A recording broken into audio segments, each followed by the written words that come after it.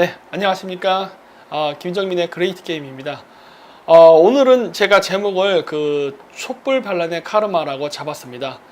이제 많은 분들이 이제 슬슬 그 경기가 나쁜 거를 이제 체감하시는 분들이 생긴 것 같습니다.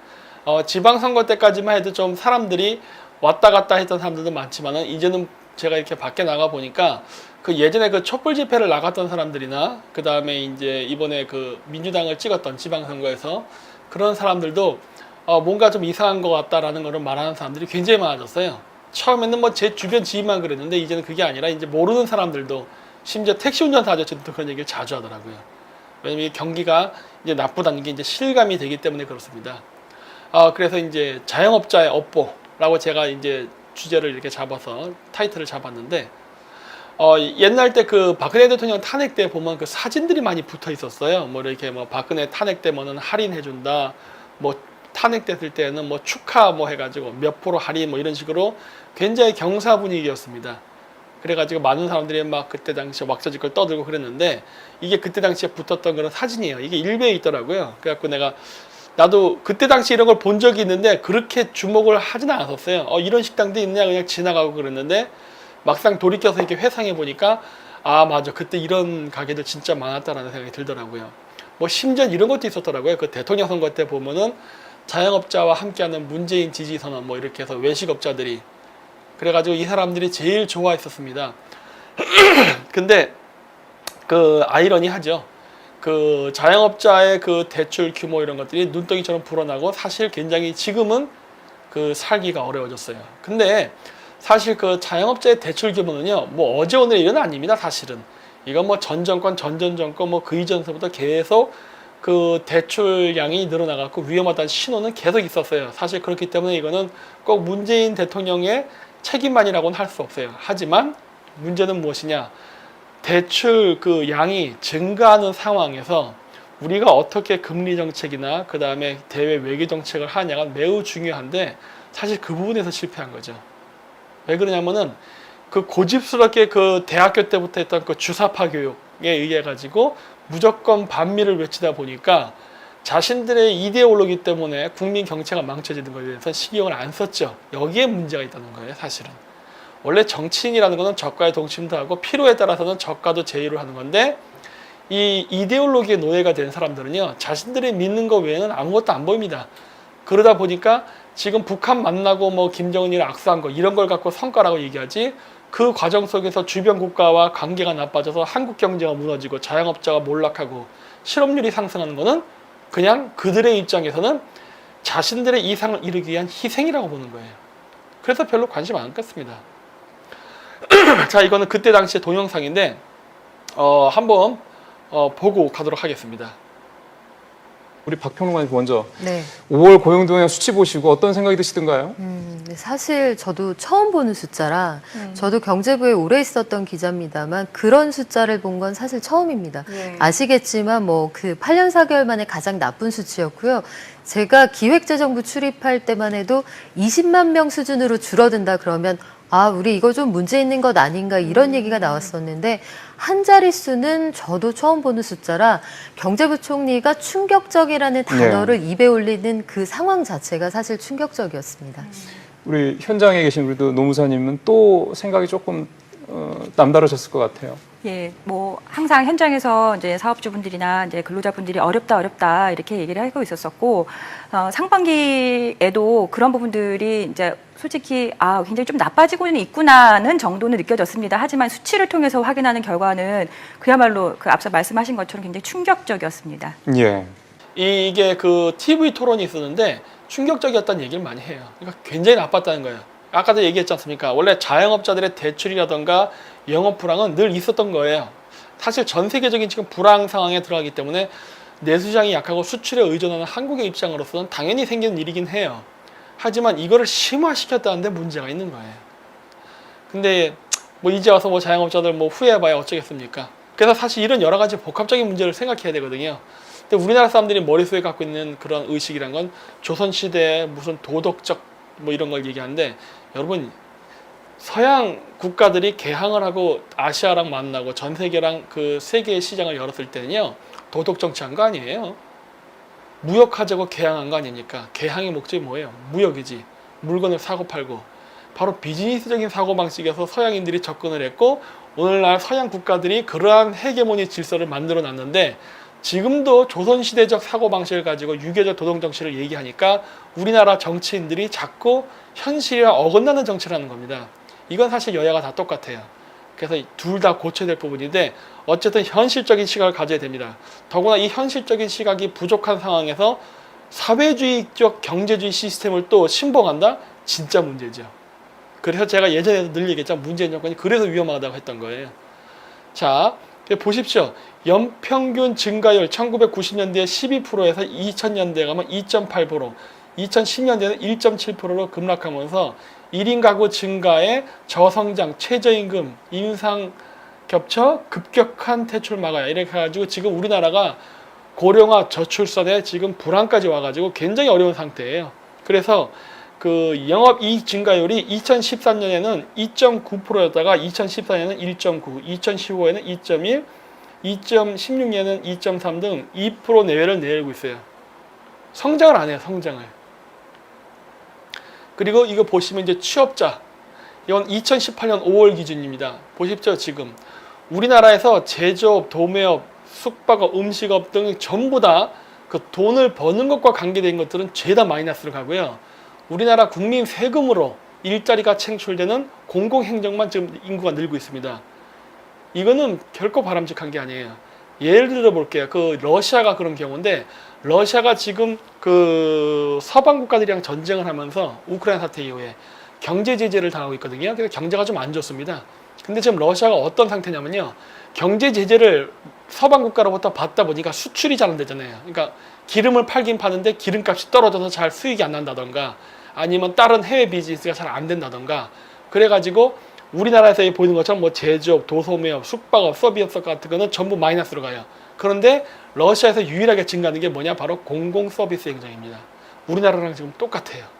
이 일이 왜 발생했겠어요? 즉 외교를 잘못하게 되면은 과거 러시아가 우크라이나 사태 때문에 국제적으로 외교적인 갈등이 생기면서 이런 문제가 생겼던 것과 똑같은 패턴으로 지금 우리나라 실업자의 그 어떤 패턴의 그래프가 나타나기 시작하다는 거예요.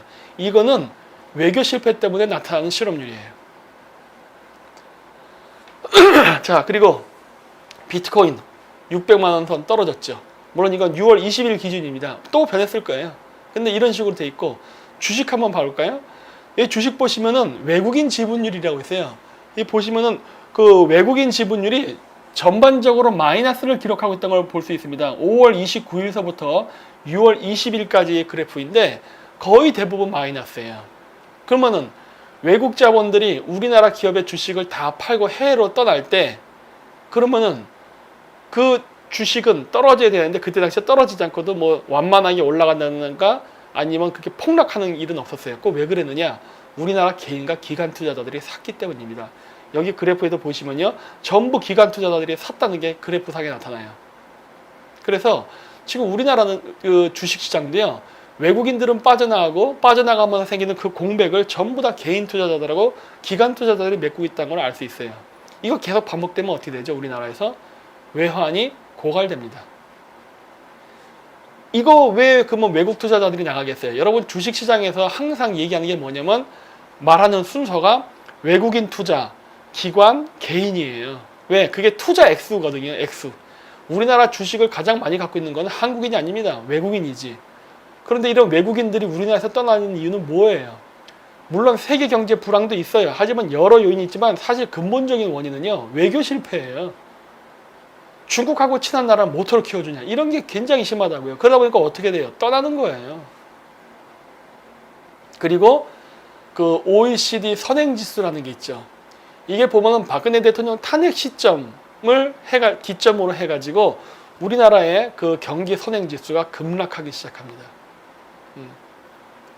그래서 제가 2017년 2월 28일인가 그때서부터 제가 그 한창 박근혜 대통령 탄핵이라는 움직임이 대세일 때 막 그때 제가 강의하면서 그 민주당 비판하고 그런 걸 많이 했었어요. 그래서 그것 때문에 제가 역사 강의로 처음 유튜브 시작해서 모아놨던 팬들이 그때 와장창 빠져나갔습니다. 한 7, 80%가 빠져나갔어요. 그때 제 입장이 마치 지금 대한민국이 중국을 바라보는 입장하고 똑같았죠. 내가 만약에 여기서 이런 소리 하게 되면 내가 기껏 만들어 놓은 인간관계, 그 다음에 유튜브 고객 다 떨어져 나간다. 그거 알고 있었어요. 그런데도 과감하게 해버렸죠. 결과 어떻게 됐습니까? 오히려 늘었습니다. 지금 제 유튜브 고객 수가 아마 44,000이 넘는 걸로 알고 있어요. 그때 당시에 고민 많이 했어요. 왜? 제 역사책들을 보고 온 사람들이 10중 8구는 다 좌파예요. 그리고 제 역사 강의 마찬가지. 가끔씩 그 몽골에서 유학하면서 제 유학비를 제가 한국에 와서 강의해서 번 돈 갖고 생활비라던가 그 다음에 그 학비를 내는데 조달을 했는데, 내가 만약에 거기서 박근혜 탄핵을 비판하는 얘기를 해버리게 된다면 저 사람들은 다 나에게 적이 될 것이고 그동안 나에게 줬던 후원금이 다 꺾일 것이라는 거 알고 있었어요. 그런데도 각오하고 했어요. 그랬더니 결과는 어떻게 되느냐? 더 잘 됐습니다. 이게 그 국가 정치라는 건요, 소신을 갖고 나가면요 결국 이깁니다.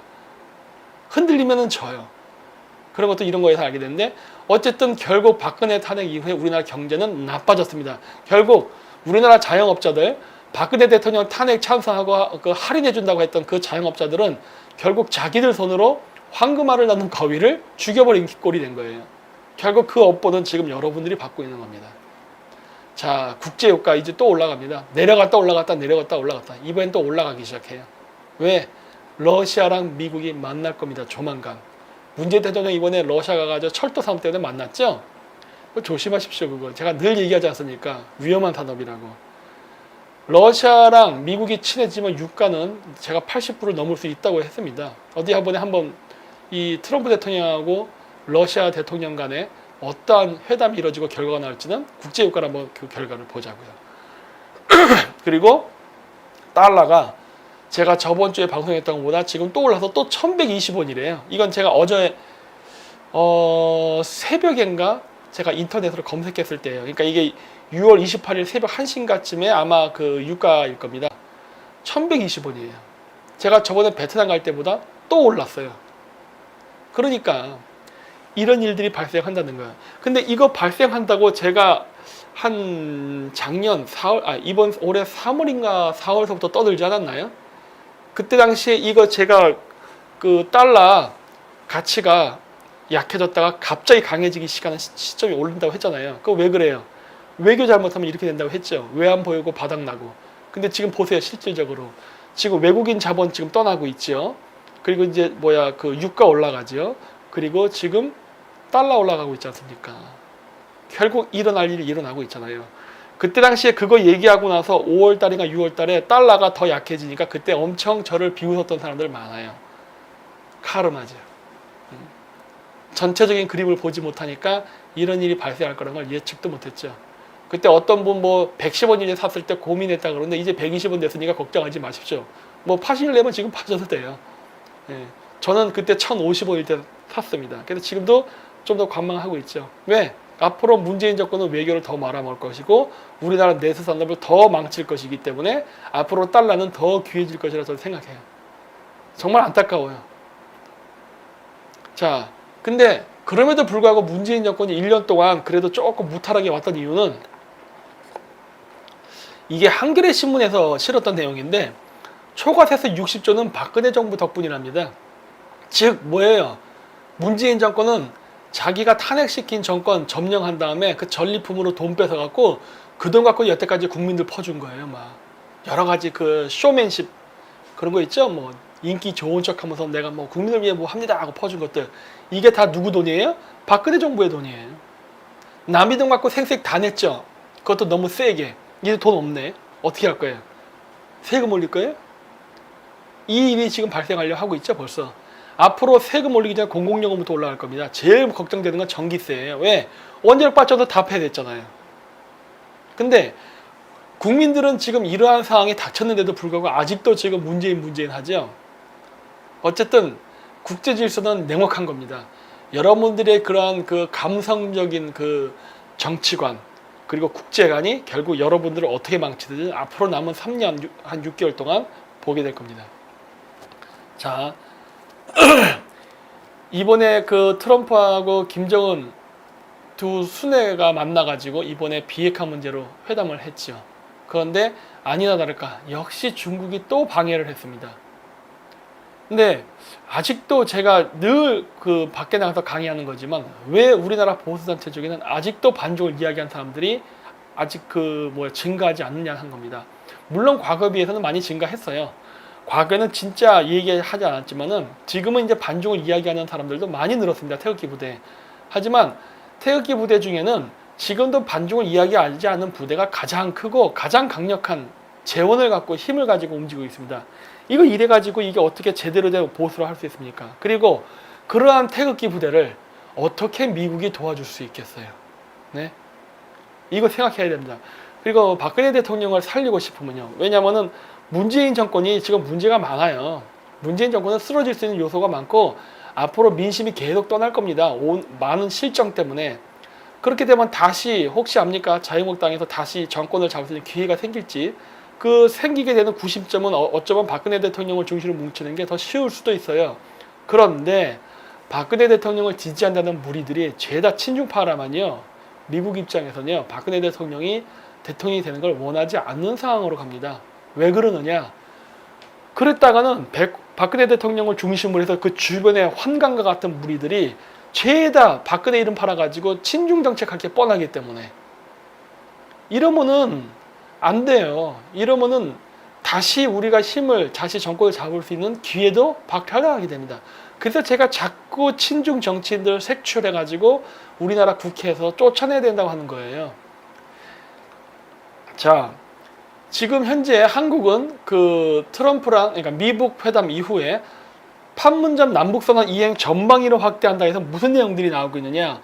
여기 보면은 남북 출입국 사무소도 만든다 그러고 동해선, 경의선 철도, 도로 연결, 그다음 현대화 산업 이런 거 개성공단 얘기하는 거겠죠. 등등을 하겠다고 지금 난리법석을 떨고 있는데 그 착각하지 마십시오. 그 당시에 미국 정상회담에서 나왔던 공동선언문 있죠. 제3항에 나오는 비핵화를 할 때에 그 판문점 선언에 그 입각해서라는 내용이 나오는 구절은 여기 제가 보여드리지만 완전한 비핵화에 대한 이야기예요. 그 앞쪽에 나오는 이야기는 완전한 비핵화가 선행되지 않는다면요 이루어질 수 없는 내용입니다. 근데 지금 문재인 정권은요 북한이 아직 비핵화에 대한 아직 어떤 구체적인 액션이 없었음에도 불구하고 지금 김치국물부터 마시고 있단 말이에요. 미국은 절대 하지 않는다 그랬어요. 이거 착각하지 말라는 거예요. 그리고 이거 하려고 하게 되면요 북한의 경제개발 지원금이 올라가는 거를 못하게 하기 위해서 어떤 일이 발생할 것 같습니까? 우리나라의 수출이 줄고 우리나라의 외환 자금이 줄게 돼 있어요. 미국은 간접적으로 자금줄을 끊어버리면 돼요. 명분은 많습니다. 관세 인상도 있고요. 그 다음에 주식시장에서 외국 자본, 특히 미국 자본 빠져나가서 코스닥을 붕괴시키는 방법이 있고 기타 여러 방법이 있어요. 그런 방식으로 할 거예요. 대북 제재를 했는데 국제법을 어겼다 해갖고 이렇게 하기보다는 간접적으로 돌려서 압박을 가할 게 뻔합니다. 결국 이 주사파 정치인들의 그 친북적 이데올로기가 결국 우리나라 경제를 다 무너뜨리는 거예요. 왜? 이데올로기의 노예는 현실에 대한 감각이 무감각하기 때문에. 따라서 판문점 선언을 그 미국에서 얘기했던 이유는 북한의 그 철도 개발이라던가 그 다음에 개성공단을 개발하겠다는 게 아니라 판문점 선언에 있는 비핵화를 실현하라는 의미로서 집어넣는데 자기 마음대로 자의적 해석하고 있지 않습니까? 이래가지고 우리나라 경제가 살아남겠어요? 그러니까 실업률이 늘어나는 거예요. 또 어떤 얘기를 합니까? 강경화 외교장관 지난 18일 직접 브리핑에 나서 한국은 연내 종전선언을 할 수 있도록 미국과 협의 중이라고 밝혔다. 그러다 미 백악관이 같은 날 북한 비핵화가 이루어져야 정전협정을 바꿀 수 있다고 밝혔다. 이런 얘기 나오잖아요. 판문점 선언에서 얘기하는 내용은 비핵화지 앞에 경제교류 아니에요. 착각하지 마십시오. 우리나라 국민들한테 좀 그런 식으로 세뇌시키려 하고 있죠. 그리고 이러한 상황 속에서 시진핑도 그 종전선언을 지금 보류해달라고 지금 이야기를 했습니다. 왜 그래요? 지금 종전선언은 지금 한국에서도 얘기를 했죠. 근데 한국에서 이야기를 했는데 중국이 종전선언을 보류해달라고 한 이유가 뭡니까? 이것도 어떻게 보면은 한국이 중국한테 뒤통수 맞은 거예요. 왜? 한국은 이때를 얼씨구나 기회답시고 지금 막 접근하려고 했는데 중국에서는 하지 말자 그러죠. 왜 그러냐? 북한하고 미국이 무슨 밀담을 하는지 알 수 없는 상황에서 둘이서 그 종전선언 해버리게 되면은 중국이 손해볼 수 있다. 그 얘기는 뭐예요? 즉 북한이 친미로 돌아설 수 있다예요. 그런 우려가 있기 때문에 시진핑이가 종전선언은 나중에 했으면 좋겠다라고 한 거예요. 왜? 그거는 나중에 중국도 포함이 된 3자 회담 때 하자는 얘기예요. 이렇게 지금 한반도 주변의 강대국들은요, 전부 자국의 이익을 위해서 온갖 계산과 셈법을 지금 만들어내면서 이 그 미북 정상회담, 그다음 북한 비핵화 문제를 해석하고 접근을 하고 있는데 한국만 안 하고 있습니다. 그 이데올로기 때문에. 그래서 여기 그 시진핑을 김정은이 3번 만났죠. 그래가지고 그때도 얘기했죠. 김정은이 뭐라 얘기했냐면, 김정은은 연설에서 오늘 조중이 한 집안 식구처럼 고락을 같이 하며 진심으로 도와주고 협력하는 모습은 조중 두 당, 두 나라 관계가 전통적인 관계를 초월하여 동서거금에 유례가 없는 특별한 관계로 발전하고 있음을 내외에 뚜렷이 과시하고 있다고 말했다고 중앙통신은 전했다라고 해서, 이렇게 북한은 지금 현재 양다리 정책을 펼치고 있습니다. 미국 쪽에도 붙었다, 중국 쪽에도 붙었다 하면서 저울질을 하고 있죠. 그러면서 이 파워게임 속에서 뭔가 국익을 얻어내려는, 북한의 국익이겠죠. 이런 전략을 구사하고 있다는 거예요. 한국만 빼고. 그래서 이제 시진핑은 만약에 김정은이 친중을 할 경우에 경제특구도 만들고 경제개발을 하겠다는 통큰 투자를 하겠다고 하는 겁니다.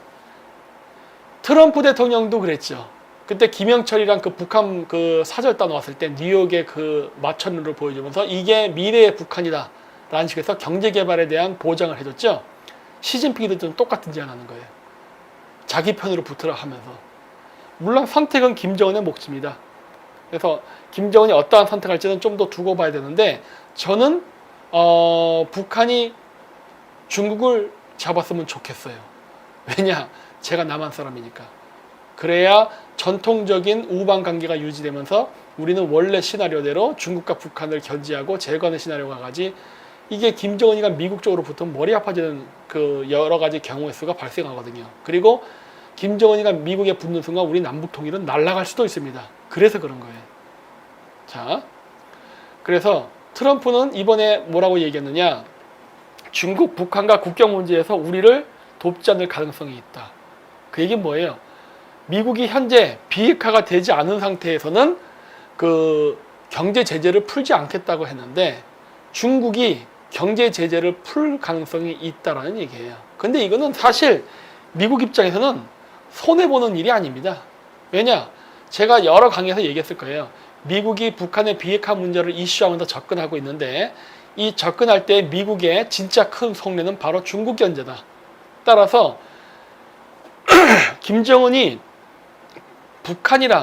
중국이랑 손을 잡는다던가 경제 교류를 한다던가, 그리고 또 그 중국이 그 비핵화가 아직 진행되지 않은 상태에서 지금 미국이 경제 제재를 하고 있는데 북한에 경제 지원을 하는 거, 이런 거냐 사실 미국이 원하는 바예요. 왜? 그런 것들이 이루어져야 미국이 중국을 합법적으로 경제 제재를 할 수 있기 때문이에요. 그렇기 때문에 지금 현재 많은 미중 전쟁이 일어나고 있죠. 무역 전쟁이 일어나고 있는 겁니다. 여기 보시면 이런 얘기가 나옵니다. IMF 경고장, 글로벌 부채 10년 전 금융위기보다 심각, 한국도 빨간불. 그래가지고 지금 전 세계가 죄다 빚더미 앉아있고 여러 가지 지금 경제적 위기에 처해 있는데, 여기 보시면은 164조 달러의 부채 중 절반은 미국, 일본, 중국이 차지하고 있다 해요. 한 번 더 주변에 이해관계를 차지하고 있는 미국, 중국, 일본이 전 세계 부채의 절반을 차지하고 있다는 겁니다. 그리고 중국은 부채 규모가 2001년 1조 7천억 달러에서 2016년 25조 1천억 달러로 증가했다 해요. 와, 이거 어마어마하죠. 그래서 지난 10년간 세계 민간 부분 부채 증가액의 4분의 3을 차지했다 해요. 그러니까 지금 우리나라 주변에 남북 통일에서 이해관계를 갖고 있는 이 나라들이요, 죄다 빚더미의 나라예요. 근데 이 얘기를 제가 왜 하느냐? 여러분, 그 빚을 해결하는데 가장 좋은 방법이 뭐라고 생각하십니까? 뭐 열심히 일해서 빚을 갚는다? 그건 일반인의 사고방식이에요. 보통 강대국 차원에서 어마어마한 부채가 생겨서 이 빚을 없애고자 할 때는요, 전쟁을 했습니다. 1차 세계대전이 그랬고요. 2차 세계대전이 그랬어요. 늘 세계대전이 있기 전에는 세계 경제 공황이 왔었습니다. 지금 한반도 주변에 이해관계가 있어가지고 첨예하게 대립하는 미국과 일본이라는 서방국가, 그 다음에 중국과 러시아라는 이 과거 공산국가의 두 세력이 부딪히고 있는데, 이 국가들이 갖고 있는 부채가 전 세계 부채의 절반을 차지하고, 그 중에서도 중국은 가장 가파른 속도로 부채가 증가하는 나라 중에 하나예요. 그러면 그 다음 시나리오가 뭘 것 같아요? 이게 경제전쟁으로 가요. 그거는 과거 1차, 2차 세계대전 때도 똑같았어요. 그 다음에 일어난 게 뭐였습니까? 세계대전이었어요. 우리나라에서 세계대전이 일어날 가능성이 지금 생긴 거예요. 그래서 제가 늘 얘기했어요. 미국의 인도태평양 방어선에서 주요 컨트롤 지역이 있다. 넓게는 우크라이나를 포함해서 시리아, 그 다음에 인도 북부 국경지대, 그 다음에 남중국해, 한반도, 이 5지역이다. 이 5지역 중에 전쟁이 날 가능성이 아주 높은 지역이 이 5지역인데, 여태까지 한국은 이 5지역 중에 확률이 가장 낮은 지역이었는데, 지금 문재인 정권의 이 반미 정책으로 인해서 우리나라가 점점 전쟁이 날 수 있는 후보 지역에 우선순위 1등으로 올라가고 있다. 이런 얘기 많이 했을 거예요. 지금도 문재인 정권이 하는 대외 정책은 죽음을 부르는 정책이에요. 이 빚쟁이 국가들이 빚을 탕감하려면 결국 한바탕 전쟁을 해가지고 패전 국가들에게 모든 그 올가미를 씌워가지고 부채로부터 해방되는 그런 일을 하는데, 왜 하필 우리나라가 그 전쟁터가 돼야 하는 겁니까? 응? 이런 어리석은 경제정책 때문에, 외교정책 때문에. 지금은 전쟁이 나기 전인데도 실업률 때문에 고통을 받고 경제가 나빠지고 있어요. 근데 이걸로 끝나는 게 아니라 자칫 잘못하면 북한의 비핵화 문제 때문에 전쟁까지 나게 생긴 거예요. 저는 늘 얘기했잖아요. 저는 만약에 전쟁이 나는 최악의 상황이 벌어지면은 남중국해에서 났으면 제일 좋겠다. 왜? 그래야 민간인들이 죽지 않고 군인들끼리 싸우고 해결되니까. 그것도 군인들이 덜 죽죠. 해전에서 배 한 척 가라앉아봐야 몇 명 죽겠습니까? 지상전에서 죽는 숫자보다는 아무래도 적지요. 그런데 지금 대량 인명살상이 날 수 있는 지역으로 지금 문재인 정권이 아주 기를 쓰고 우리나라 쪽으로 전쟁터로 옮기고 있어요. 그런데도 우리나라 국민들이 그렇게 환영을 하고 좋아한다는 걸 보면은 우리나라 국민들이 아직도 국제 질서라든가 세계사의 흐름을 이해를 못하는 것 같아요. 그래서 보십시오. 미 국가 부채 GDP 78%, 2차 세계대전 후 최고 수준. 야, 전쟁 날 분위기는 다 끝났네요. 이제 희생자만 필요할 뿐이지. 그리고 일본 우익재단, 한미 전문가 불러 한반도 전쟁 시뮬레이션. 일본의 대표적인 우익 집단이죠. 그 사가와 재단 쪽에서 우리나라에서 그 평창 올림픽이 열렸을 때일 거예요. 그때 당시에 한반도에서 전쟁이 날 경우 어떻게 한미 동맹, 한미일 동맹이죠. 군사가 어떻게 움직이고 중국이나 러시아가 어떻게 대응하나 이런 것들에 대한 모의 가상 전쟁 시뮬레이션을 한번 해봤었습니다. 그래서 여러 토론이 있었죠. 일본은 벌써 이게 발빠르게 준비하고 있다는 거예요. 일본이 왜 그럴까요? 여러분, 일본이요, 정보력이 굉장히 좋습니다. 주식이라든가 경제하시는 분들 중에도 일본 쪽 자료 참조하시는 분들이 많아요. 저도 그쪽 자료 많이 참조합니다. 왜? 일단 한국인 입장에서 가장 쉽게 읽을 수 있는 문헌이기 때문에 그래요. 영어보다는 아무래도 일본어로 보는 게 더 한국인 입장에서는 보기 쉬워요. 물론 9세대의 관점에서요. 한자가 많기 때문에. 그래서 보는데 일본인들이 지금 북한과 남한이 전쟁이 날 때를 가상을 해서, 더구나 평창올림픽은 남북한이 만나서 평화의 화해 모드를 얘기할 때예요. 그럴 때 일본이 그러한 것을 준비했다는 건요, 일본이 이미 그러한 국제적 정세를 제대로 파악하고 있다는 거예요. 우리나라가 옛날 때 중국에 사업 투자를 간다고 정신없이 몰려들어갈 때 일본은 중국에서 빠져가지고 베트남 투자했었습니다. 그래서 지금 베트남 완전 일본판이에요. 물론 지금 한국에 뒤늦게 들어가서 한국이 투자율 1등 어쩌고저쩌고 얘기를 하지만, 실질적으로 오랫동안 베트남 관료와의 인간관계, 비즈니스 관계, 이런 것들은 일본이 아주 터줏대감처럼 자리를 마련하고 있어요. 그래서 돈 되는 사업들은 일본이 다 합니다. 그러니까 일본은 그만큼 국제정세의 흐름을 알고 발빠르게 대처해요. 근데 이러한 일본이 갑자기 남북한 평화 모드일 때 생뚱맞게도 남북한 전쟁 시나리오를 준비했다는 것은 이미 아는 거예요. 그러니까 이런 부분에서는 저랑 시각이 같은 겁니다. 문재인의 저런 남북 평화 모드의 정책은 오히려 전쟁을 부를 수 있다는 것을 일본인들도 알고 있는 거예요. 그리고 지금 한국이 미국이랑 사이가 나쁜 틈을 이용해갖고 일본이 바로 이런 식으로 나오죠. 한국의 조선업계가 그 정부로부터 보조금을 지급받는 건 부당하다 해가지고 지금 WTO에 제소하는 거예요. 여태까지 일본이 한국의 그 대기업의 경제에 대해서 WTO에 제소를 못했어요. 왜?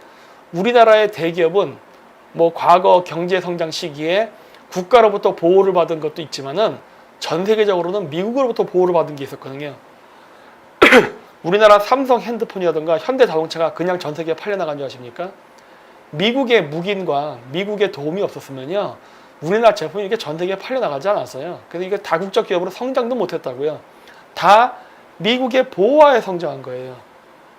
일본의 소니, 일본의 토요타 자동차가 전 세계 시장을 휩쓸고 미국의 제조업을 위협을 하던 시기에 미국은 일본의 제조업 시장을 견제하기 위해서 한국을 키웠다고요. 그래서 한국의 기업이 오늘날 이렇게 거대 다국적 기업이 된 것뿐이에요. 그런데 우리가 우리를 키워준, 즉 황금알을 낳는 거위인 그 미국을 우리가 스스로 배를 째버렸으니 일본은 그동안 맨날 미국의 압력 때문에 절치부심하고 할 말 못하고 전전긍긍하고 있다가 한국이 스스로 미국을 버리자 때는 이때라고 바로 제소 걸지 않습니까? 이런 것들이에요. 근데 아직도 우리나라 국민들은 이런 거에 대해서 이해를 못하죠. 일본이 WTO에 제소했다 그러면은 저 쪽발이 새끼 이런 욕만 할 줄 알지, 왜 일본이 이렇게 움직이는가, 왜 이런 결과가 나왔나에 대해서는 전혀 생각하지 않는다는 거예요. 자, 그래서 지금 일본은 경제가 매우 안 좋은 상황인데, 중국은 아까도 얘기했을 겁니다. 전 세계 부채의 절반은 미국, 중국, 일본이고 그 중에 가장 부채 증가 속도가 빠른 나라는 중국이다. 근데 중국은 이러한 부분 때문에 지금 금리를 부채 축소를 하는 여러 정책을 펼고 있어요. 그 중에 하나가 지금 마지막 카드로서 각 은행의 지급 준비율을 낮추는 걸 하고 있습니다. 지금 2번에 걸쳐서 지급 준비율을 낮췄는데 문제는 이것이 지급 준비율을 낮춘다고 해가지고 효과를 보지 못합니다. 왜 그러냐?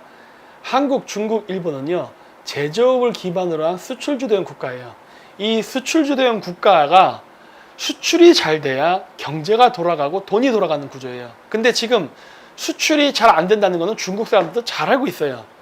수출이 안 되는 이 불황 속에서 중국이 은행의 지급 준비를 낮춰서, 은행의 지급 준비를 낮춘다는 것은 나중에 뭐 뱅크런 같은 게 나왔을 때 부도가 나기 더 쉬운 환경으로 간다는 소리예요.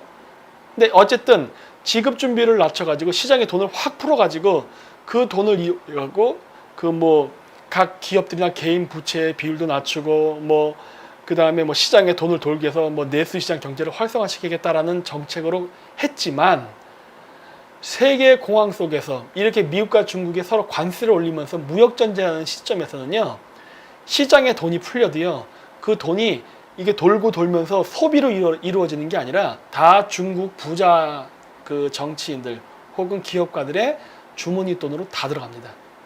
시장에 돈을 풀면은 풀 만큼 도는 게 아니라 그 푼 돈으로 다 지하 경제로 사라지게 돼 있어요. 왜? 불안하니까. 부도 날까봐, 망할까봐. 그래서 전부 다 돈을 다 꽁치지 절대 시장에 풀지 않습니다. 실질적으로 이렇게 보면은 그 중국의 그 소비를 보면요, 감소하고 있어요. 증가하지 않습니다. 왜냐? 그 돈 푼다고 해서 되는 게 아니거든요, 지금. 중국의 경제 불황도 해결할 수 있는 방법은 딱 하나예요. 미국과 관계만 좋아지면 되는 거예요. 근데 이미 중국 같은 경우는 그 관계를 넘어섰죠. 미국하고 중국은 이미 건널 수 없는 강을 건넜기 때문에 절대 관계 개선이 안 됩니다. 따라서 중국의 경제는 앞으로 계속 나빠질 수밖에 없어요. 그리고 보시죠. 여기 보면은 중국 무역전쟁, 무역전쟁 대비 2달 만에 또 은행 지급 준비율 인하 2번 낮췄다고 했잖아요. 일들이 발생하는 거예요. 그래서 시진핑이가 대미 무역 보복 선언, 중국은 한 대 치면 중목으로 맞대응하고 선언했지만 그 중국의 네티즌들이 어떤 이야기가 나왔었죠? 각 국가들이 서로 싸울 때 어떻게 대응하는가. 그때 그 사람들이 뭐라고 했습니까? 중국은 미국한테 맞으면 욕만 한다. 이거 실행하기가 어려워요. 왜 어렵느냐? 트럼프가 그 2천억 달러 중국 제품의 그 10%로 추가 관세를 검토한다고 했어요. 그래서 관세 또 올리고 막 이랬었어요. 그리고 또 캐나다도 지금 중국 철강에 대해서 막지요. 중국 지금 수출에 문제가 있는 거예요. 자, 이러한 부분에 대해서 지금 중국이 어떤 식으로 대응했냐면요. 그래서 예전에 여기는 제가 신문 기사를 안 올렸습니다만 어떤 게 있었느냐면 중국이 그 미국산 콩에 대해서 관세를 부과한다고 했어요. 아마 그게 10%를 부과한다 했나 하여튼 그랬어요. 몇 퍼센트인지 정확히 기억이 안 나는데 관세를 부과한다고 했어요. 그랬는데 그리고 나서 어떤 문제가 생겼냐. 중국 내에서 음식값이라든가 다른 그 물가가 폭등을 해버렸습니다. 왜냐? 수입에 의존을 하는데 그게 딴 데서 들어올 루트가 없거든요.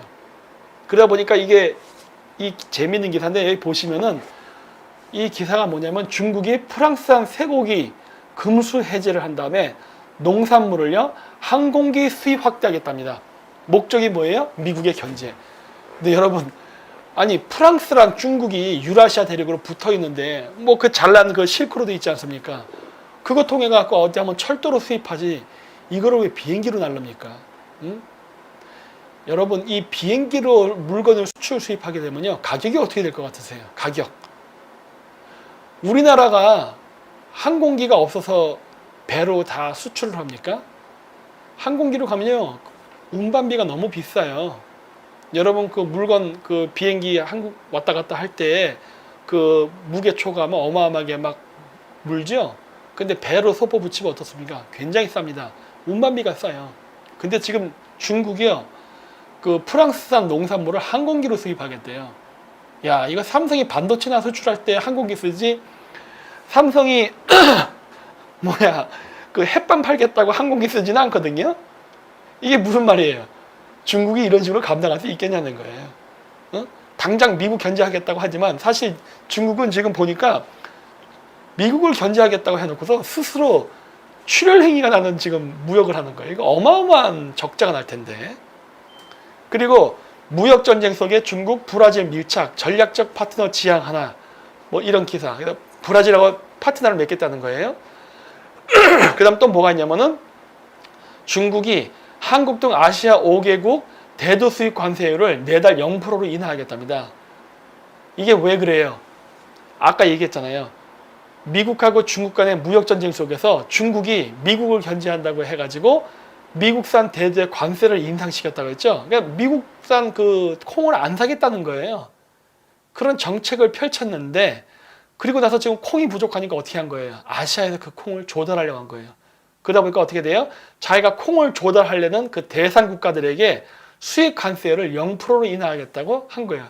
이 마치 선심 쓰는 것 같죠. 하지만 이 관세율 0%는요 미중 무역 전쟁 속에서 일어난 현상에 불과합니다. 근데 잊지 마십시오. 이런 것 때문에 우리가 얼씨구나 좋다고 중국이랑 뭐 수출을 확대된다 이런 헛소리 하면 안 되는 겁니다. 왜 그러느냐? 중국 상무부 미국, 한국, 대만산 스티런의 반덤핑 관세.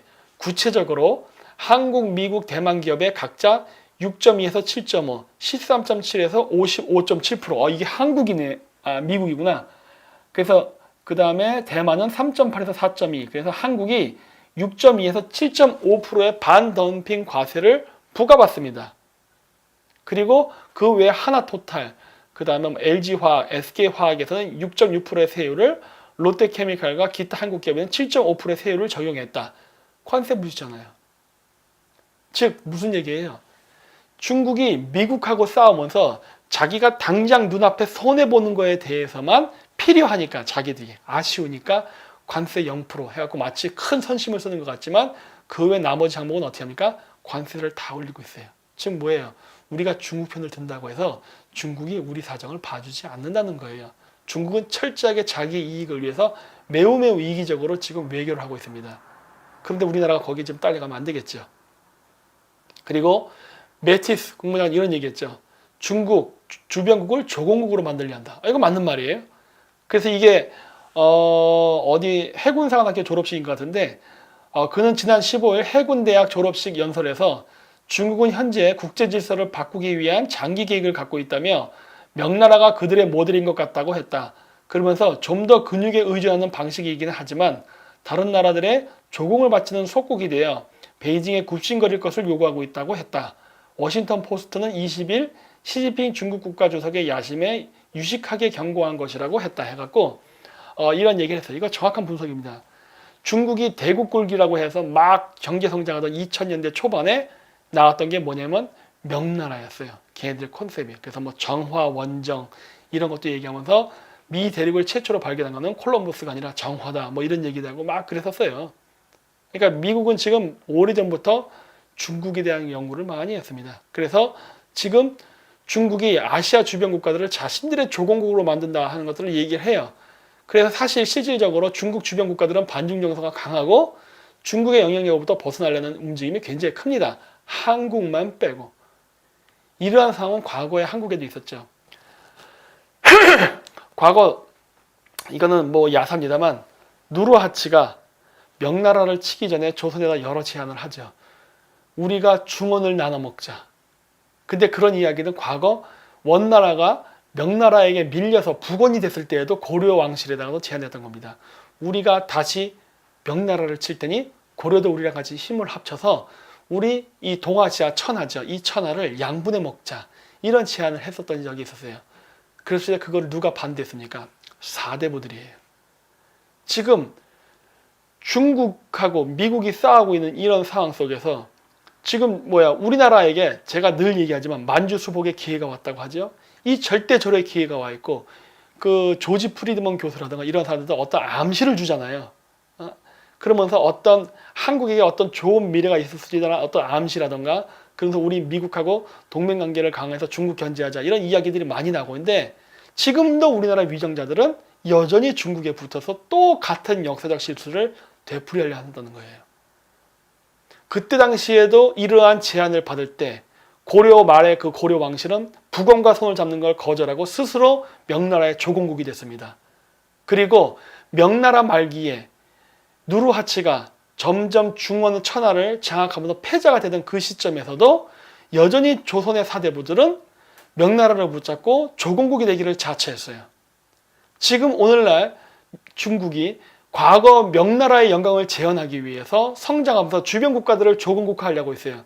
이런 상황 속에서 명나라를 제거할 수 있는 과거의 누르하치와 같은 지금 미국의 트럼프 대통령이 우리가 중국을 견제할 수 있고 중국 견제를 위해서 지금 동북아시아 패권에서 일부 한국이 미국을 대신한 어떤 역할을 받을 수 있는 절호의 기회가 왔는데도 우리는 지금 많은 정치인들이 스스로 조공국이 되기를 지금 자청하고 있습니다. 즉 자발적 친중파가 되고 있다고요. 이거는 심각한 문제예요. 이래가지고 우리나라 패권 국가도 못 되고 패권 국가는 고사하고 동북아시아에서 패자도 못 됩니다. 이러면 우린 자주국방을 못 해요. 언제까지 우리가 미국하고 중국, 러시아, 미국의 눈치를 보는 이런 약소국으로 살아야 됩니까? 이번 기회에 크게 한판 해가지고 강대국이 돼야 되지 않습니까? 그리고 제가 아까 그 여러 이야기를 했는데 그 중국의 일대일로 중에 바닷길이 지금 굉장히 그 나빠졌거든요. 중국하고 손잡았던 나라들이 전부 빚더미 국가가 됐습니다. 그래가지고 빚이 어마하게 많았어요. 전 세계적으로 뭐 빚이 뭐 절반이 뭐 미국, 중국, 일본이라고 하지만 그 외에도 기타 등등 조그만 나라, 이런 조그만 나라한테는 그 미국이라든가 이런 GDP의 1%의 빚이라도 어마어마한 금이거든요. 그런데 이런 나라들도 지금 어마어마하게 중국으로부터 빚을 져가지고 지금 이 스리랑카 같은 경우는 항구로 뺏겼어요. 근데 이런 일들이 앞으로 계속 일어날 수도 있어요. 지금 몰디브도 그런 상황에 지금 몰렸거든요. 그래서 우리나라는요 절대 중국이랑 교류하면 안 돼요. 왜? 중국이랑 교류한 나라는 미국에서도 말했듯이 조공국이 된다. 즉 속국이 된다는 이야기를 해요. 근데 그건 맞아요. 역사적으로 진짜 그랬었고 그리고 당장 그런 일이 일어나지 않는다 하더라도요 경제권을 상실하고 영토까지 상실하게 되는 일이 발생합니다. 그래서 실제로 발생하고 있어요. 우리나라 지금 인천이라든가 평택, 안산, 대림동 이런 데가 앞으로 어떻게 될지 우리 알 수가 없단 말이에요. 최근에 또 제주도 또 난민 문제도 있었죠. 그건 제가 다음 주 화요일 날 방송에서 좀 더 구체적으로 이야기할 건데 이런 일들이 좀 발생하고 있다는 거예요. 자, 그래서 이제 결론입니다. 이것도 이제 그 저희 쪽 그 밴드 쪽에 그 분이 올려주신 아주 흥미로운 그래프인데 많은 사람들이 그래요. 미국하고 중국이 지금 싸우는 과정이 있는데 우리는 누구를 응원해야 되는가? 뭐 그런 얘기도 많이 해요. 겁쟁이들이죠. 어떤 소신이 없이. 근데 좋다 이거야. 이 그래프를 보십시오. 이게 뭐냐면은 미국이 독재에 도전한 국가들의 그 경제 그래프입니다. 왼쪽서부터 러시아, 일본, 중국이에요. 그래프가 다 어떻게 됐죠? 꺾였습니다. 중국은 지금 꺾이기 시작한 거예요. 그래서 뭐 과거에 이겼다고 해서 미래에도 이긴다 이런 보장은 절대 하지 못해요.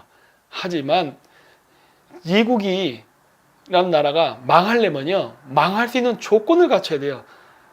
어떤 강대국, 패권 국가가 망하려면요, 첫 번째 그 나라가 내부적으로부터 부패가 일어나야 됩니다. 붕괴가 될 수 있는 요소를 가져야 돼요. 처남는 로마 제국도 내부적 부패 때문에 그 몇 명 안 되는 게르만족의 그 이동에 멸망하는 치욕을 맛보거든요. 그랬는데 로마 제국이 한창 강성한 시기에는 로마 제국 군대의 10분의 1도 안 되는 군대 갖고도 최강의 각 국가였던 카르타고를 이깁니다. 근데 지금의 미국은요, 국력이 왕성해요. 국력만 완성한 게 아니라 그 내부의 정치인들의 사고방식이 애국주의자들이 많고 부정부패를 안 했다고 할 수는 없지만은 그 양이 얼마 되지 않습니다. 다른 나라에 비해서. 미국의 정치인들의 부정부패를 비교할 때 그러면 중국의 부정부패는 얼마나 될 것 같아요? 상상을 초월합니다. 중국은요, 이미 어마어마한 부정부패, 경제 부실, 산업 붕괴, 가계부채 등등 어마어마한 그 불안 요소가 많아요. 미국이 힘이 꺾인 나라라고 얘기하는데 미국을 비판하기 전에 미국과 경쟁하는 중국의 경제를 먼저 보라는 거예요. 중국은요, 더 이상 성장할 수 없는 한계에 와버렸다고요. 근데 이런 나라가 미국을 이긴다? 그런 사례는요, 그 어떤 역사 사례도 없었습니다. 지금도 보십시오. 러시아가 지금 미국에 견주어서 이길 수 있는 나라라고 보십니까? 안 됩니다. 내부적으로 산업이 다 붕괴됐고 러시아 사람들 마약, 보드카 이런 것 때문에 다 붕괴됐고, 그리고 가장 중요한 건 인구예요. 여기서 얘기하는 인구는 뭐 13억의 대인구 이런 걸 얘기하는 게 아니라 젊은 인구입니다. 이 OECD 국가 중에 유일하게 미국만 젊은 인구가 많은 나라예요. 그 외에 뭐 한국을 비롯한 일본, 유럽, 서부 유럽 국가들이 죄다 고령화 저출산율 때문에 골머리를 앓습니다. 그것 때문에 세금을 낼 사람은 줄어드는데 연금 받을 사람은 자꾸 늘어나요. 중국 같은 경우는 선진국도 아닌 주제에 지금 고령화되고 저출산이 일어나고 있죠. 중국은 미국하고 경쟁하면서 생산 인구가 지금 급감하고 있다고요. 근데 미국은 어떤가요? 미국은 3억의 인구, 지금 어떤 사람들은 3억 5천까지도 얘기하더라고요. 인구가 계속 증가하는데 그 인구 증가는 물론 자연 출생 증가율도 있지만은 이민에 의한 증가율의 속도가 굉장히 높습니다.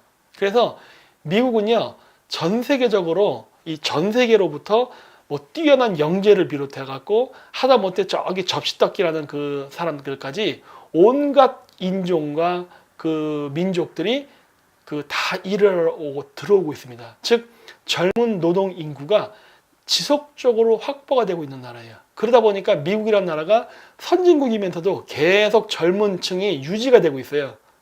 그렇기 때문에 이러한 나라를 고령화 저출산에 부정부패가 만연하고 산업이 부패한 중국이 이긴다? 가능하겠냐는 거예요. 그래서 이 다음 그래프는 미국이 그 당시에 러시아라든가 일본이라든가 중국이 미국에 패권하던 도전 시기에 일본이 성장하고 러시아가 성장하고 중국이 성장했던 시기, 일시적으로 그 시기에도 미국은 지속적인 성장을 하거나 아니면 늘 변함없이 자기 페이스를 유지했다 해요. 이게 미국의 힘이에요. 미국이 미국을 위협한다고 하는 뭐 G2라는, 어떻게 보면 과거에는 일본이었죠. 소련이었죠. 그리고 일본이었죠. 그리고 중국이었어요.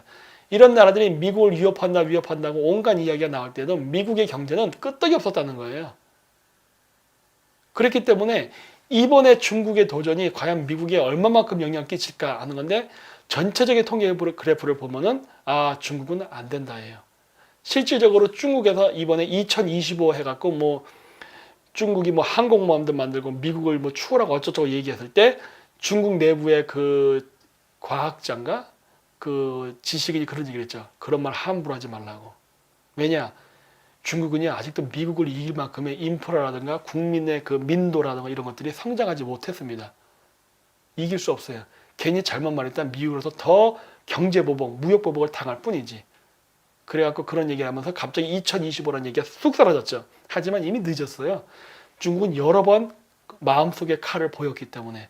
그래서 미국은 앞으로도 계속 중국을 죽이는데 지속적인 노력을 가할 것이고, 그 명분을 바로 북한의 비핵화를 가지고 할 것입니다. 따라서 진짜 우리나라에서도 북한의 비핵화가 이루어지고 남북 통일을 원한다면요, 중국 견제하는데 우리나라 정치인들이 적극 동참해야 돼요. 그게 그리고 국제사회의 흐름입니다. 심지어 러시아도 지금 가입할 가능성이 높아져요.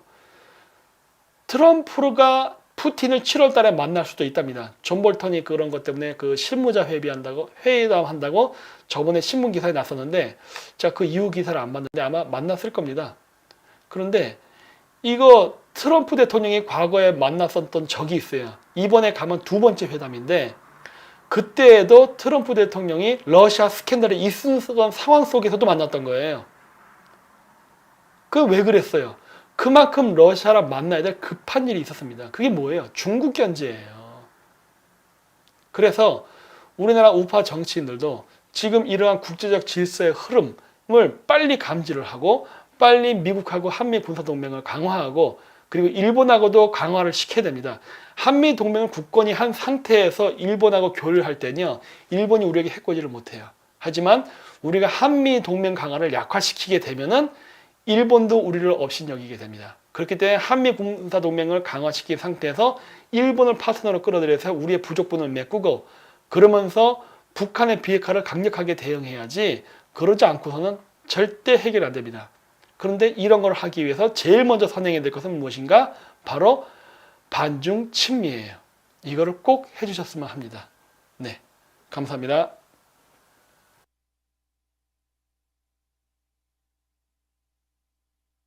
제가 이번에 7월 21일 날 다시 한번 비공개 강의를 하고자 합니다. 그래서 아직 장소라던가 시간은 정해지지 않았는데 일단 날짜만 7월 21일로 정했고요. 일단 모집 방법은 제가 따로 유튜브 방송이라던가 다른 매체를 통해서 공고하도록 하겠습니다. 그래서 이번에도 강의 내용은요, 전반적인 내용은 늘 제가 이야기하지만 반미 친중에 대한 내용이고, 이 반미 친중 내용 플러스 이번에 하고자 하는 이야기는 어떻게 우리가 미국이 지금 비핵화라는 것을 명분으로 중국 견제를 하는데, 이러한 메커니즘 속에서 우리가 어떻게 경제 개발을 시킬 것이며 실업 문제를 구제하고, 그리고 남북 통일과 그 다음에 북한의 비핵화를 이룰 수 있는가, 이런 부분에 대해서 한번 이야기하는 방식으로 한번 주제를 잡아보도록 하겠습니다. 그래서 많은 분들이 이번 제 7월 21일 강의에 관심과 참여를 해주셨으면 하고요. 좀 이게 실질적인 문제를 좀 많은 사람들과 공유하기 위해서 금액도 좀 많이 낮춰서 하도록 하겠습니다. 이제는 제 목표는 많은 사람들과 공유를 하고 확산하는 이제 목표가 있기 때문에, 뭐 그렇긴 하지만 또 저도 운영을 해야 되다 보니까 완전히 무료를 할 수 없으니까요. 그 부분에 대해서는 후원이다 생각하시고 양해를 해주셨으면 합니다.